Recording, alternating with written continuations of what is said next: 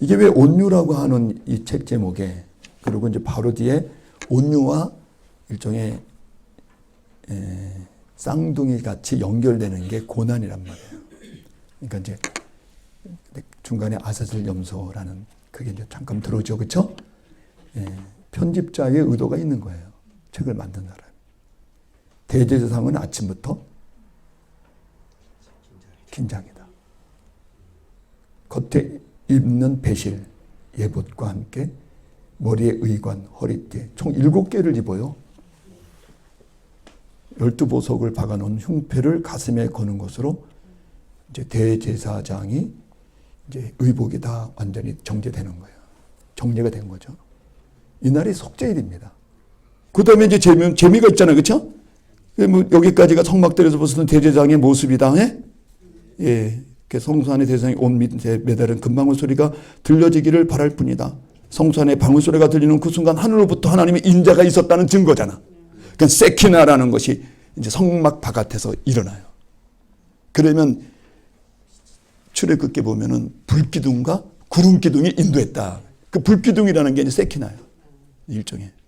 그러니까 하나님의 빛이 거기에 임해서 이 불같이 보이는 그 역사들이 일어나면 하나님이 우리의 예배를 받으셨다. 삭한 동사죠. 세키나는 무슨 동사? 삭한 동사. 삭한이라는 건 이제 천막을 치고 거주하다 그런다는데 하나님께서 이 땅에 천막 치고 거주했다. 근데 이제 요한복음의 1장 14절에 말씀이 육신이 되어 우리 가운데, 그게 삭한이에요. 우리 가운데 삭한하시니 천막을 치고 완전히 이주해서 사시니 이런 뜻이에요. 자, 너희 제사를 내가 받았다 이 말이죠. 그 순간 이제 바깥에 있는 백성들은 이제 한호를 지르며 축제를 드리는 거예요. 우리가 용서받았다. 이 행위를 할 적에 전 이스라엘 민족 전체를 위해서 먼저는 제사장 자신을 위해서 제물을 드리고, 그 다음에 두 번째는 이스라엘 백성 전체의 죄를 위해서 제물을 드리는 거예요. 그러니까 12지파 수장들이 쫙 거기 배열해 있고, 그 다음에 60만 가까운 이 이스라엘 백성들이 이 성막을 중심으로 해서 여기 지금 드려지잖아요. 제사가 지내지내잖아. 번제에서 막 이렇게 올라오고, 이건 그 다음에 여기 뜰에 이렇게 전부 다 이게 쳐서 막을 친다고. 예? 그러면 전부 다 12지파 60만 명이 딱 둘러서는 거예요. 한번 그림을 그려보세요, 머릿속에. 그리고 각 지파의 수장들, 우두머리들이 다 배열해 있는 거예요. 마치 군대 사열하듯이. 그리고 이 안에는 제사장들이 들어와 있는 거예요. 예? 그리고 대제사장이 일을 행하는 거예요. 제사장들이 쫙 있고 딱 서가지고 아주 뭐 대단해요. 그러니까 이 꼭 성막 꼭대기에 불기둥이 떨어지고 세키나가 떨어지는 것만 기다리는 거야. 그러니까 이 안에서 딸랑 소리가 나면 동시에 세키나가 임하면서 60만 명이 와! 지금은 다 성령의 은혜로 대체하는 겁니다. 뭘로? 여러분이 다 성령의 은혜로 대체하니까 그렇게 소리 안 질러도 돼. 성령이 알아서 소리 질러 주셔. 너희가 빌 바를 알지 못하나 성령이 너희들의 것을 대신해서 하나님께 간구하느니라. 그러니까 성령으로 하니까 우리가 뭐 소리 지를 건 없지. 어쨌든 성막은 이런 거고요. 그런데 이제 한쪽에서 이걸로 끝나는 게 아니야. 한쪽에서는 긴장감이 식지 않았다. 28페이지. 그것은 이제 한 마리 염소를 죽음의 장소 빈들의 광야로 보내하기 때문이다. 아세셀이라는 건데, 아세셀이라는 것은 사막에 사는 악령이라는 단어예요. 아세셀이라는 단어가. 왜냐하면 모든 죄가 어디서부터 왔다고 얘기하는 거야, 이스라엘 사람들은. 광야에는 악령이 사는데, 하나님을 대적하는 마귀가 사는데, 그 마귀들로부터 죄가 이스라엘의 이 거주지에 들어왔다는 거야. 그러니까는 염소는 아사셀은 광야에 있는 악령에게 보내는 염소란데, 보내는 이란 단어야. 악령에게 보내는 아사셀이란 단어. 그러니까 거기다가 자기네들의 죄를 전부 다 정가시키고 저주를 퍼부어갖고 그 염소가 모든 이스라엘 백성들의 죄를 짊어지고 광야로 가서 버려지는 거예요. 그러면 이제 죄가 그 아사셀 염소가 등에 짐지고 가고 우리들의 죄가 원래 왔던 악령에게로 돌아가는 거예요. 그걸 저주라 그래요. 저주는 뭐 너 잘못되라, 너 뭐 지옥 가라 이런 게 저주가 아니고 죄를 원래 자리로 되돌리는 거예요. 그렇게 해서 이제 저주가 끝나요. 저주 제사죠. 그 그림이 있죠, 그렇죠?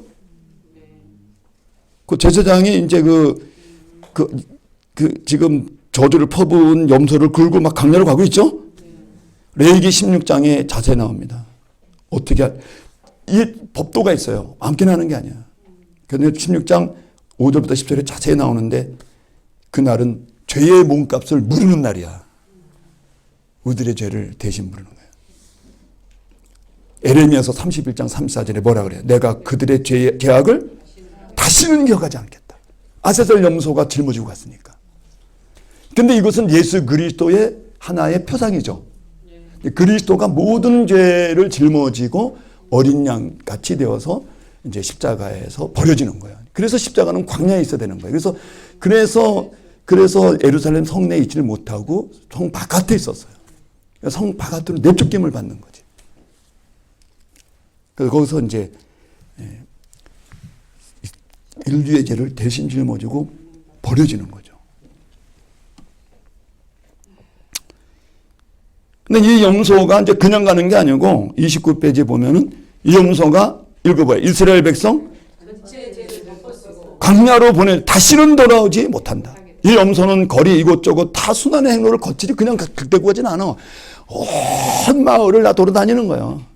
그러면서 어떤 사람은 털을 뽑고 어떤 사람은 돌멩이로 던지고 어떤 침을 뱉고 몽둥이로 때리고 이래가지고 완전히 이제 버려지기 전에 거의 온몸에 피투성이가 되죠. 상처를 입고. 그래서 이걸 이제 이사야서에 그는 우리를 위하여 질고를 입으셨다. 그래서 그의 몸은 상처가 있었고, 그 다음에 거기에 고통이 있었고, 우리의 모든 병을 짊어지고 가셨다. 우리의 고난과 죄와 병을 짊어지고 가셨다. 이사야서에 나오잖아요. 그러면 이제 이 피냄새를 맡고서는 이제 굶주린 늑대들이라든가 이 맹수들이 다가와서 이제 물어 죽이는 거예요. 그럴 때 이 아사셀 염소가 뭐냐면 엘리 엘리 라마 아자부타니라고 외치는 거예요. 밑에 보면 나의 하나님 에리여 나의 하나님 에리여 누구를 위해서 무엇을 위해서 나를 버리시나이까. 오늘 여기 오시는 목사님들이나 성도님들이 누군가를 위해서 버려지는 거예요. 나의 아버지 누구를 위해서 무엇을 위해서 나를 이렇게 버리십니까?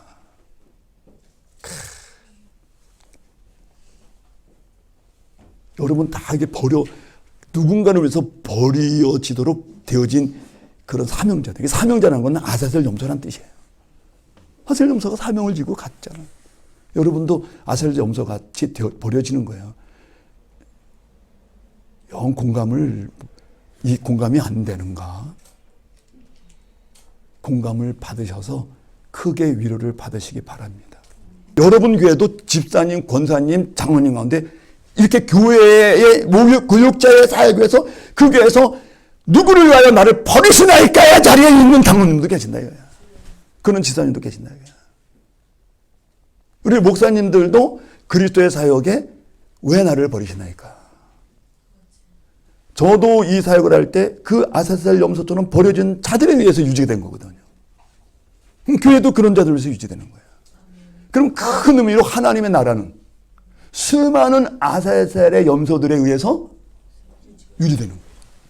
그들이 무엇을 위하여 나를 버리시나이까? 이 일을 당했으니까. 특히 뭐 그런 그 이기풍 목사 같은 사람들, 길손주, 주기철, 우리나라 순교한 사람들은 뭐 특히나 더 그렇죠. 그러나 이게 정치적으로 그렇게 육신의 몸을 가지고 옥고를 치러서 순교한 사람도 있지만, 그러나 많은 기독교 목사들이나 신앙인들이나 장로 집사님들이 이런 그 이조 조선 말기 때부터 복음이 들어왔으니까 그때부터 많은 사람이 아사셀 양처럼 버려졌어요. 다 이게 그런 거예요. 예수 그리스도가 가셨기 때문에, 같은 성령을 받았고 같은 하나님의 자녀가 됐기 때문에 그 운명을 짊어지고 가는 거예요. 그러다가 일명 뭐라 그래요? 일명 뭐라 그래요? 퀴즈예요. 소입니다. 소.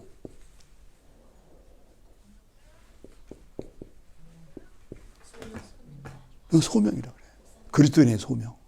그래서 여러분들이 예수님 믿고 그 다음에 성령을 받고 믿음으로 구원을 받으면 바로 영생합니다. 영생하는 것과 동시에 여러분들은 누군가를 위해서 버려져야 되는 소명에 들어가게 되는 거예요. 근데 그거를 거부를 해요. 계속 거부를 해요. 그걸 불신앙이라고 그래요. 그래서 이스라엘 백성이 그걸 거부함으로 이스라엘 백성이 다윗 때 정도뿐이지, 모세와 다윗 때뿐이지 그 후에 북이스라엘 남유다 다 거절했어요. 이 소명을. 무슨 소명이에요? 이스라엘 백성들에게 우리가 똑같이 영생을 주고 그 믿음으로 언약을 준 거는 예수 그리스도 오시는 마지막 때에 예수 그리스도 오시면 전 세계로 이 구원이 확장되는 것에 제사장 나라잖아. 뭐야? 중재의 나라잖아. 즉 자기네들은 아사셀처럼 버려줘야 되는 거잖아. 근데 그 버려짐을 거부를 했잖아. 그걸 불신앙이라고 그래요. 그래서 하나님이 진노가 얼마나 크셨는지 성경을 읽어보세요. 오늘 고난 얘기하면서 그 얘기를 읽을 거예요. 시간상 거기까지 갈 수 있을는지 모르겠어요. 베드로서, 야고보서, 다시 로마서, 고린도서, 그 다음에 순서대로, 그 다음에 갈라디아서, 에베소서, 빌립보서, 골로새서, 데살로니가 전후서, 그 다음에 바울 서신 전체에서 이거를 계속 얘기해요. 이스라엘이 이것을 지키지 못했다. 제사장의 사명을 지켜내지 못했다. 그래서 내가 그것을 지금 대신 짊어지고 보상하겠다. 이래요. 이스라엘이 못한 걸. 그래서 자기는 이방인을 위해서 선교를 해야 된다. 이것은 창세전부터 예정되었고 아브라함의 너희 조상에게 약속돼 있었다 그랬어요. 근데 너희가 잘못 알았다는 거예요. 아브라함의 약속은 우리만의 구원을 약속하신 거다. No. 아니다. 너희들의 구원을 통하여서 너희들을 아사셀 염소처럼 버려서 온 세계 이방인들까지 구원을 하는 것을 예정했다. 그게 바울 신학의 핵심이에요. 그게 오늘 기독교인들에 대한 얘기예요. 그러니까는 아사셀 염소가 단순한 게 아니에요. 이건 소명이에요. 염소에게만 있는 게 아니야. 예수님에게 있는 게 아니라 모든 신앙인들이 영생을 받는 순간에 그 영을 갖고 생명을 갖고 이 땅에서 유고 살아야 돼. 사는 순간에 하나님은 그 삶을 통해서 버려지는 거예요. 그걸 철저히 버리는, 여러분은 버리는 삶이에요. 외면하고 버리고 누군가를 위해서. 때로는 남편을 위해서, 안 믿는 남편을 위해서도 그럴 수 있고, 때로는 그 지역의 사람들을 위해서 그럴 수도 있고. 그럼 저도 마찬가지겠죠. 철저히 버려줘야 되는 거죠. 그래서 예수님이 요한은 다른 말로 십자가를 지고 자기를 부인하다. 그렇게도 말을 합니다. 뭐 됐고요. 그래서 이제 그러면 이제 여전히로 들어가면 여전히 예루살렘 시내는 죄가 사라졌다고 흥청대며 기쁨의 축제로 밤은 더 깊어가고 있다. 사람들은 이 염소의 억울한 죽음에서 알지도 생각지도 않는다. 이 아사셀 염소처럼 예수께서는 온 세상의 죄와 저주를 대신해서 십자가를 지셨으며, 그래서 위에 성경 구절이 쭉 있죠. 고린도후서 5장 21절에 하나님은 죄를 알지도 못하신 자 그리스도를 우리를 대신해서 죄를 삼으신 것은 우리로 하여금 하나님의 의를 얻게 하기 위해서다. 히브리서 9장 28절 읽어봅시다. 그리스도께서는 많은 사람들의 죄를 없애주시려고 그들의 죄를 담당하여 자신을 제물로, 아세셀 염소의 제물로 단번에 드려서 죽음에 내어줬다 이거야. 죽음은 마귀의 권세라고 그러죠. 마귀의 권세 내어줘서. 그러나 그가 하나님인 연고로, 그가 그의 생명이 영생인 거로 거기에 붙잡혀 있을 수 없어서 다시 살아나셨다. 이렇게 얘기하는 거예요. 여러분도 그렇게 다시 살아나요. 철저히 기독교인으로서의 소명을 가면 여러분 안에 이미 약속되어 있는 영생과 얻은 구원에 따라서 성령께서 철저히 여러분들을 인도하시는 거예요. 그게 약속되어 있는 거예요. 그리고 여러분들은 그 소명이 맞춰지는 날 영생합니다. 부활의 옷을 입게 되는 거예요. 아멘. 그거예요. 그 신앙을 우리가 갖고 있는 거예요. 그걸 기독교 신앙이라고 그래요. 근데 십자가에 매달려 죽임을 당했으며 영원히 돌아올 수가 없어요. 그래서 버려짐을 당했다. 그래도 주님은 굳이 이 길을 아버지요. 될 수만 있으면 이 잔을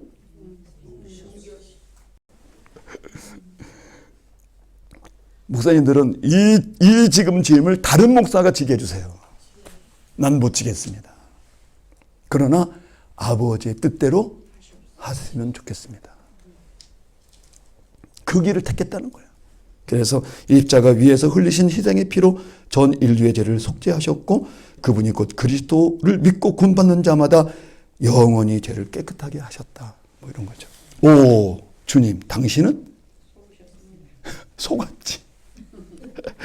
인간들에게 또 속으셨습니다. 그들은 벌써 기억하지도 않으려 합니다. 그 사랑, 그 정신, 그 희생을. 그러나 우리는 그렇지 않습니다. 당신의 죽음을 헛되이 하지 않겠습니다. 감정이 아닙니다. 실제입니다. 지식이 아닙니다. 삶을 던지겠습니다. 십자가를 지겠습니다. 언제도 영구의 주님을 따르겠습니다. 누구가 이렇게 썼다고? 목사가 2002년 3월 24일 날 썼는데 김중기 성막에서 그대로 발제를 하셨더라고요. 자, 쉬었다가 다시 하겠습니다.